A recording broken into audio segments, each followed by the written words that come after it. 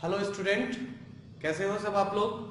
Human digestive system में अपनी जो बात चल रही थी ह्यूमन डाइजेस्टिव सिस्टम की, उसमें अभी तक अपन ने एलिमेंट्री कैनाल और डाइजेस्टिव ग्लैंड की स्टडी की है।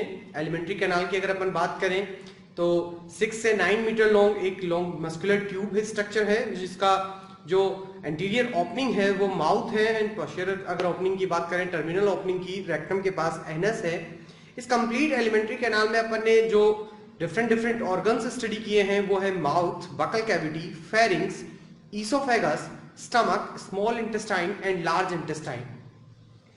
डाइजेस्टिव ग्लैंड्स में अपन ने देखा कि डाइजेस्टिव ग्लैंड्स जो हैं वो एंजाइम सिक्रेट करती हैं, और जो एंजाइम को सिक्रेट करती हैं वो एंजाइम कौन कौन से हैं, वो केमिकल्स कौन कौन से हैं, और डाइजेस्टिव ग्लैंड्स कौन कौन सी हैं। तो 3 digestive glands are found in human digestive system. First, salivary gland, 3 pairs of glands.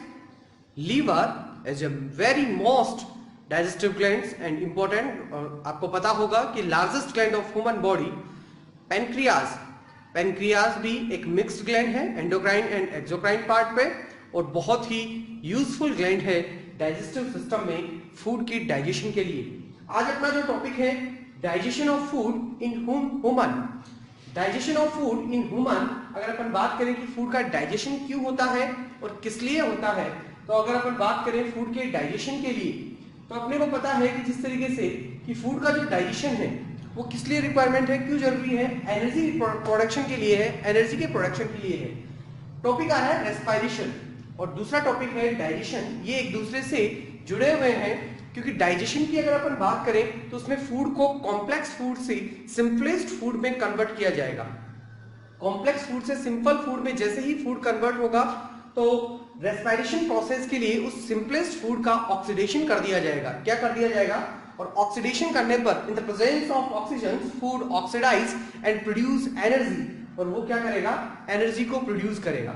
अगर अपन बात करें डाइजेशन की, तो देखिए डाइजेशन जो है किस तरीके से कॉम्प्लेक्स फूड को सिंपलेस्ट फूड में कन्वर्ट किया जाता है। देखिए यहां पर अपने पास 2 फूड की फॉर्म लिखी हुई है, कार्बोहाइड्रेट्स एंड प्रोटीन। कार्बोहाइड्रेट को माल्टोज और प्रोटीन्स को अमीनो एसिड्स में कन्वर्ट किया जाएगा। माल्टोज का भी सिंपलेस्ट फॉर्म आएगा, क्योंकि माल्टोज एक डाइसैकेराइड है। माल्टोज क्या है?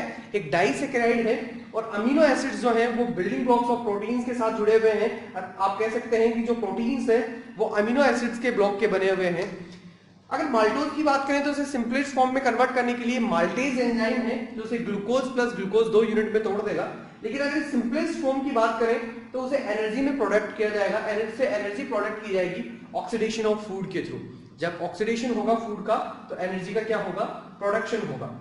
यह है डाइजेशन का वर्क है। अगर अपन डाइजेशन को स्टार्ट करें कि डाइजेशन कहां से स्टार्ट होता है, तो देखिए सबसे पहले injection of food. Injection of food, अगर अपन बात करें, अपन ने एक फूड को इंटेक किया है, intake of food is known as injection. देखो मैस्टिकेशन ऑफ फूड, अगर मैस्टिकेशन ऑफ फूड की बात करें तो आप किस तरीके से फूड को चबाया जाता है ओरल कैविटी में। Mastication of food in the oral cavity, mastication process जो है वो एक फिजिकल मैकेनिज्म है, फिजिकल डाइजेशन है। फिजिकल डाइजेशन के थ्रू क्या होता है? टीथ की हेल्प ली जाती है, और वहां पर एक केमिकल सीक्रेट होता है सैलाइवरी ग्लैंड से, सैलाइवा। अब सैलाइवा जो है वो फूड के अंदर मिक्स्ड हो जाता है, और सैलाइवा फूड के अंदर मिक्स होने के बाद उस फूड को एक स्लाइटली पिंक कलर में कन्वर्ट कर देता है बोलस में, और इसमें मैकेनिकल जो हेल्प आती है वो आती है टंग और टीथ की। टंग और टीथ जो है वो मैकेनिकल हेल्प करते हैं। नेक्स्ट अगर अपन बात करें सैलाइवा की, सैलाइवा क्या है, तो देखिए सैलाइवा क्या है। बात करें अगर अपन सैलाइवा की, तो सैलाइवा ओरल कैविटी में मैकेनिकल जो डाइजेशन हो रहा है with help of tongue and teeth. Mastication जो प्रोसेस है, जो च्यूइंग प्रोसेस है, वो टीथ और टंग की हेल्प से हो रही है। उसमें जो केमिकल यूज हो रहा है, जो सैलाइवरी ग्लैंड से सीक्रेट होने वाला जो कंटेंट है, वो क्या क्या है? सैलाइवा है। सैलाइवा जो मेनली वाटर लाइक सब्सटेंस है, वाटर लाइक सब्सटेंस जो सैलाइवा है, अगर उसकी बात करें वाटर लाइक सब्सटेंस सैलाइवा की, तो उसके कंपोजिशन क्या क्या है? यहां पर अपन सैलाइवा की कंपोजिशन देख रहे हैं कि अगर अपन बात करें सैलाइवा की कंपोजिशन की, सबसे पहले इलेक्ट्रोलाइटिक्स। अगर अपन बात करें सैलाइवा के अंदर तो कौन कौन से इलेक्ट्रोलाइटिक्स है, मतलब कौन कौन से मिनरल्स हैं, या आप कह सकते हैं sodium, potassium, chloride and bicarbonate, ये सब आयंस प्रेजेंट हैं सैलाइवा के अंदर। इलेक्ट्रोलाइटिक लाइट्स जो आयंस हैं ये प्रेजेंट है। एंजाइम कौन कौन से हैं? Amylase and lysozyme. दोनों के लिए फंक्शन याद रखें। एमाइलेज एक स्टार्च स्प्लिटिंग एंजाइम है, स्टार्च स्प्लिटिंग एंजाइम, इसका दूसरा नाम एमाइलेज, अल्फा एमाइलेज इसका दूसरा नाम है टाइलिन, इसे टाइलिन के नाम से भी जानते हैं। बेसिकली दोनों नाम एक ही हैं, टाइलिन और सलाइवरी अल्फा एमाइलेज। तो आप ध्यान रखें कि स्टार्च स्प्लिटिंग एंजाइम है। जब एक कुक्ड और राइप जो फूड है वो बकल कैविटी में आता है तो सलाइवा उसमें मिक्स्ड हो जाती है, और यही वो एंजाइम है जो कुक्ड स्टार्च को माल्टोज डाइसैकेराइड में या लिमिट डेक्स्ट्रीन में तोड़ सकता है। लाइसोजाइम ये एक एंटीबैक्टीरियल एंजाइम है। आप कह सकते हैं कि अगर बात करें कि जो सलाइवा है उसके अंदर जो लाइसोजाइम है वो एंजाइम है जो एक एंटीबैक्टीरियल है, कि अगर किसी फूड कंटेन के साथ, फूड के साथ अगर कोई माइक्रोब्स अगर बकल कैविटी में, ओरल कैविटी में एंटर करते हैं तो लाइसोजाइम उन्हें इजी वे में किल कर सकता है। देखिए सलाइवरी अल्फा एमाइलेज, ये सलाइवरी अल्फा एमाइलेज जो है वो स्टार्च को माल्टोज में कन्वर्ट कर देगा। किसमें कन्वर्ट कर देगा? माल्टोज में कन्वर्ट कर देगा। ये माल्टोज में कन्वर्ट होने पर तो सिंपलेस्ट फॉर्म आने लगी पॉलीसैकेराइड की, लाइसोजाइम। लाइसोजाइम जो देखो क्या है, लाइसोजाइम की अगर अपन बात करें, लाइसोजाइम क्या है तो देखो फूड कंटेनिंग माइक्रोब्स, अगर फूड कंटेनिंग कर रहे हैं माइक्रोब्स के साथ, कुछ माइक्रोब्स अगर हैं तो उन्हें माइक्रोब को फ्री ऑफ फूड कर देगा। आप कह सकते हो फूड से माइक्रोब्स को फ्री करने का जो वर्क है वो किसका है? लाइसोजाइम का है। नेक्स्ट अगर लाइसोजाइम की अगर अपन बात करें नेक्स्ट तो फॉर्मेशन ऑफ बोलस। मैंने कहा था कि सलाइवा के साथ मैकेनिकल फॉर्म में मिक्स्ड होकर फूड जो है वो बोलस कंटेन करता है, और बोलस जो कंटेन होंगे, जो बोलस फॉर्म होगा वो किस तरीके से होगा? जब टीथ और टंग के मैकेनिकल प्रोसेस से हेल्प लेकर क्या कर दिया जाएगा? हेल्प लेकर क्या कर दिया जाएगा? फूड को सलाइवा में मिक्स कर दिया जाएगा। तो फूड जो है वो एक पिंक कलर के बोल लाइक स्ट्रक्चर में कन्वर्ट हो जाएगा। उसी बोल लाइक स्ट्रक्चर को बोलते हैं बोलस, और वहीं से ये फूड जो है वो अब मूव आउट करेगा फेरिंग्स में।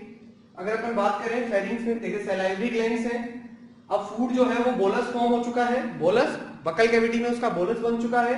अब बोलस से वो फेरिंग्स की तरफ मूव आउट करेगा। तो यहां पर उसे देखो दो डिस्क्रिप्शन दिख रहे हैं कि फेरिंग से वो या तो विंड पाइप में जाए या फिर फूड पाइप में, ईसोफेगस में। लेकिन फूड जो है इस एपिग्लोटिस की वजह से, जिसने ट्रेकिया को, विंड पाइप को क्या कर रखा है? कवर कर रखा है, उसकी वजह से फूड कहां मूव आउट कर जाएगा? फूड पाइप में। और ईसोफेगस में पेरिस्टाल्टिक मूवमेंट करते हुए फूड अब मूव करेगा कहां पर? स्टमक में। ये है पेरिस्टाल्सिस मूवमेंट। पेरिस्टाल्सिस मूवमेंट क्या है कि एक बार कॉन्ट्रैक्शन एंड एक बार रिलैक्सेशन प्रोसेस होती है और फूड मूव आउट कर जाएगा अब कहां पर? स्टमक में। स्टमक में गैस्ट्रो ईसोफेगल स्पिंचर है जो ईसोफेगस और स्टमक की स्टार्टिंग पे लगा हुआ है। ये कंट्रोल करेगा फूड को कि फूड किस तरीके से मूव आउट करेगा, किसमें? स्टमक में। अब फूड जो है वो पहुंचेगा कहां पर? बोलस है। अपन फूड को अब क्या नाम दे सकते हैं? बोलस, क्योंकि उसके अंदर सलाइवा मिक्स्ड है। सलाइवा मिक्स्ड है, बकल कैविटी में उसका जितना डाइजेशन होना था वो हो चुका है। ईसोफेगस में फूड का कोई डाइजेशन नहीं होता है क्योंकि ईसोफेगस में कोई डाइजेस्टिव एंजाइम नहीं है। No digestive enzyme found in oesophagus, then no digestion in oesophagus. Next अब स्टमक के अंदर जैसे ही फूड एंटर करेगा तो स्टमक के अंदर फूड है बोलस। अब उसका नाम कितनी देर क्या है? बोलस। लेकिन जैसे ही बोलस जो है 4 से 5 आवर्स तक average remaining the stomach for the 4 to 5 hours, 4 से 5 घंटे जब वो रुकेगा तब उसके साथ कौन कौन से कंटेंट होंगे? तो देखो गैस्ट्रिक जूस उसके साथ मिक्सअप हो जाएगा। गैस्ट्रिक ग्लैंड गैस्ट्रिक जूस को सिक्रेट करती है। अब गैस्ट्रिक जूस जो है वो क्या क्या है, उसके अंदर क्या क्या एंजाइम है? तो देखो गैस्ट्रिक ग्लैंड गैस्ट्रिक जूस को सिक्रेट करती है। एंटेरोगैस्ट्रीन और गैस्ट्रीन ये दोनों एंडोक्राइन ग्लैंड से सिक्रेट होने वाले हार्मोन हैं जो एंडोक्राइन ग्लैंड्स में काम में आएंगे। यहाँ पर डाइजेस्टिव ग्लैंड में गैस्ट्रिक जूस के बारे में अपन पढ़ेंगे कि गैस्ट्रिक जूस जो है वो कौन कौन से एंजाइम रखता है, किस तरीके से, और कौन कौन से केमिकल्स फॉर्म करता है डाइजेशन के लिए। सबसे पहले अगर अपन बात करें गैस्ट्रिक ग्लैंड के स्ट्रक्चर की, तो गैस्ट्रिक ग्लैंड के अंदर अपन देखते हैं क्या क्या है। अगर गैस्ट्रिक ग्लैंड की सिक्रेशन की बात करें तो हाईली जो चीफ सेल्स हैं, जाइगोजन सेल्स हैं, secrete pepsinogens, parietal cells, mucus next cell जो सिक्रेट करेंगी म्यूकस को, और सिक्रेट HCl, पेरेंटल सेल को ही बोलते हैं ऑक्जेंटिक सेल, और यह ऑक्जेंटिक सेल क्या सिक्रेट करती हैं, HCl को सिक्रेट करती हैं, और चीफ सेल या फिर जाइमोजन सेल्स जो हैं वो सिक्रेट करती हैं किसको, पेप्सिनोजन और प्रोरेनिन एंजाइम को। प्रोरेनिन और पेप्सिनोजन एंजाइम जो है वो सिक्रेट किए जाते हैं जाइमोजन या चीफ सेल के द्वारा, चीफ सेल के द्वारा सिक्रेट किए जाते हैं। HCl जो है वो ऑक्जेंटिक सेल के द्वारा सिक्रेट किया जाता है HCl। अब HCl का मेजर फंक्शन क्या है, एक तो पेप्सिनोजन और प्रोरेनिन को क्या करना, एक्टिवेट करना, ये पेप्सिनोजन पेप्सिन में एक्टिवेट हो जाएगा, तो ये मेजर फंक्शन है HCl का। नेक्स्ट अगर अपन बात करते हैं पेप्सिन की, तो पेप्सिन एक प्रोटीन डाइजेस्टिव एंजाइम है, और यह प्रोटीन डाइजेस्टिव जो एंजाइम है वो प्रोटीन डाइजेस्टिव एंजाइम प्रोटीन्स को प्रोटीओन्स और पेप्टाइड्स में चेंज कर देगा। यहाँ पर म्यूकस सरफेस है, इसमें स्टमक की जो म्यूकस सरफेस दिखा रखी है कंप्लीटली, तो आपको मैं बता दूं एक्स्ट्रा म्यूकस जो सिक्रेट होता है स्टमक में, उसी की वजह से वो प्रिजर्वेट है, बचा हुआ है एक हाईली स्ट्रॉन्ग एसिड HCl से। देखिए अगर अपन बात करें कि जो पाइलोरिक स्पिंचर है स्टमक का, सबसे लास्ट पार्ट क्या था, पाइलोरिक फंडस, कार्डियक और पाइलोरिक स्पिंचर से फूड अब मूव आउट करेगा कहां पर, स्मॉल इंटेस्टाइन में, और स्मॉल इंटेस्टाइन का फर्स्ट पार्ट है डियोडिनम। क्या नाम है, डियोडिनम। अगर डियोडिनम की अगर अपन बात करें, first part of small intestine की बात करें डियोडिनम की, तो वहां पर बाइल और पेनक्रियाटिक जूस आ रहे हैं। स्मॉल इंटेस्टाइन से तो इंटेस्टाइनल जूस सिक्रेट होता है, बाइल लीवर से सिक्रेट होता है, लेकिन गैल ब्लैडर में स्टोर होकर ये कॉमन बाइल डक्ट या हिपेटिक पेनक्रियाटिक डक्ट्स के थ्रू डियोडिनम में एंटर करता है। ये है गैल ब्लैडर जिससे डक्ट आ रही है, और ये है जो पेनक्रियाज से आ रही है पेनक्रियाट, ये कॉमन है दोनों, और कॉमन ही ओपन होती है कहां पर, डियोडिनम में, और डियोडिनम में bile juice and pancreatic juice दोनों कंप्लीटली हिपेटो पेनक्रियाटिक ग्लैंड्स के थ्रू, डक्ट के थ्रू आकर ओपन होते हैं। यहीं पर मैक्सिमम फूड का डाइजेशन एंड एब्जॉर्प्शन होता है स्मॉल इंटेस्टाइन में। बाइल जो है बाइल पिगमेंट रखता है जो फीड का इमल्सिफिकेशन कर सकता है। बाइल साल्ट और बाइल पिगमेंट्स दोनों बाइल के पास प्रेजेंट है, और ये बाइल पिगमेंट्स या जो बाइल जूस है वो फूड में फीड्स की जो एब्जॉर्प्शन है, फूड के एब्जॉर्प्शन के लिए बहुत जरूरी है। अगर बाइल नहीं हो तो आप कह सकते हैं कि फूड जो है उसके अंदर, फूड के अंदर फीड कंटेंट्स जो होंगे उनका डाइजेशन पॉसिबल नहीं है। यहाँ पर अपने पास जो मेजर टॉपिक आएगा वो अब आएगा स्मॉल इंटेस्टाइन के अंदर बाइल और पेनक्रियाटिक जूस के अंदर क्या क्या कंटेन है। जैसे सलाइवा में अपन ने देखा सलाइवरी अल्फा एमाइलेज, टाइलिन और लाइसोजाइम। इसी तरीके से यहाँ पर क्या क्या कंटेन है कि पेनक्रियाटिक जूस के अंदर क्या क्या एंजाइम है। तो अगर अपन बात करें जैसे प्रोटीन डाइजेशन के लिए ट्रिप्सिनोजन, काइमोट्रिप्सिनोजन, प्रोकार्बोक्सीपेप्टाइडेज, एमाइलेज जो स्टार्च स्प्लिटिंग एंजाइम है, लाइपेज जो एक फीड स्प्लिटिंग एंजाइम है, और न्यूक्लियस जो जितने भी डीएनए एंड आरएनए कंपोनेंट्स हैं जिस भी लिविंग सेल्स के, तो उन लिविंग सेल्स में जो न्यूक्लियोटाइड्स हैं उन न्यूक्लियोटाइड्स के डाइजेशन के लिए न्यूक्लियस एंजाइम है। तो पेनक्रियाटिक जूस के अंदर इतने सारे अपने पास कंटेन हैं। जिस तरीके से आप सलाइवा कंटेन याद रखते हैं उसी तरीके से आप पेनक्रियाटिक जूस के कंटेन को भी एक बार रिमेनिंग रखें और याद रखें, क्योंकि पेनक्रियाटिक जूस के अंदर ट्रिप्सिनोजन और काइमोट्रिप्सिनोजन ये जो है ये एंटेरोकाइनेज फैक्टर के थ्रू एक्टिवेट होंगे, क्योंकि अपने को पता है जन वर्ड जो है वो इनएक्टिव फॉर्म को इंडिकेट करता है, और इसी जन वर्ड के बाद जब इन्हें एक्टिवेट कर दिया जाएगा तो ट्रिप्सिन और काइमोट्रिप्सिन में ये कन्वर्ट हो जाएंगे एंटेरोकाइनेज फैक्टर के थ्रू, जो स्मॉल इंटेस्टाइन में इंटेस्टाइनल जूस से सिक्रेट होगा। नेक्स्ट अगर अपन बात करें ट्रिप्सिनोजन, तो ट्रिप्सिनोजन को एंटेरोकाइनेज से किसमें कन्वर्ट कर दिया है, ट्रिप्सिन में। पेप्सिनोजन को कौन कन्वर्ट कर रहा था, HCl। अब यहां पर कौन है, एंटेरोकाइनेज, जो कहां से आया है, स्मॉल इंटेस्टाइन से। कहां से आया है, स्मॉल इंटेस्टाइन से। इसी तरीके से काइमोट्रिप्सिनोजन जो है उसको भी कन्वर्ट कर दिया जाएगा, काइमोट्रिप्सिनोजन एंटेरोकाइनेज से काइमोट्रिप्सिन में। ये पेनक्रियाटिक जूस के साथ साथ इंटेस्टाइनल जूस मिक्सअप होने के बाद ही ये रिएक्शन अराइज होंगी फूड के डाइजेशन में।